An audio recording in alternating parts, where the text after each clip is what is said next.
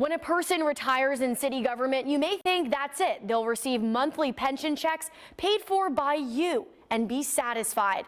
But that's not what some employees are choosing to do, and some feel this is a burden to taxpayers.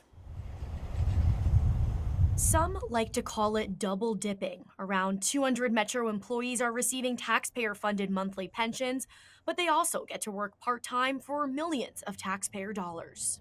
For example, a program coordinator with the Davidson County Sheriff's Department makes more than $142,000 with his pension only working part-time. It's almost what he made working full-time, more than $155,000. He's one of more than 50 double dippers who works for the Davidson County Sheriff's Department. Taxpayers shoulder a tremendous burden. Adam Angievsky with Open the Books first looked into this issue and believes this program is horribly expensive for taxpayers. It's an accounting trick that looks good on paper, but taxpayers are paying the freight around every corner. So if you couple up your paid time off and 100% taxpayer-funded pensions, all of a sudden your full-time workforce is so expensive. And talk about why you are in favor of this program. How is this a win-win for both the employees and taxpayers? Historically, a retired person would walk away from their job and take all the knowledge and the training with them. This allows that person to stay here with that background. But more importantly, if you're concerned about the cost, it moves 2/3 of the cost of the employee off of the payroll. Sheriff Hall's argument is that it saves the department between $4 or $5 million a year. What would your response be to taxpayers who feel like they're already getting their pension check, so why should they be getting 2 checks?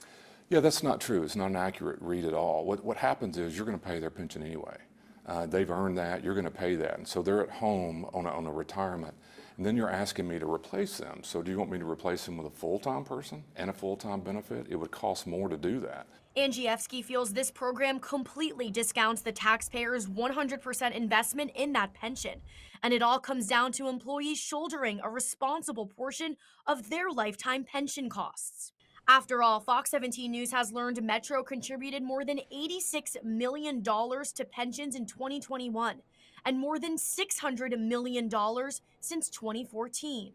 If taxpayers just picked up 50 cents on every dollar, that would save taxpayers $45 million a year. That's a lot of money to hire and properly staff. Taxpayer advocates feel Metro's pension plan is an insult to those who live in Davidson County, where future taxpayers are going to have to pay this debt.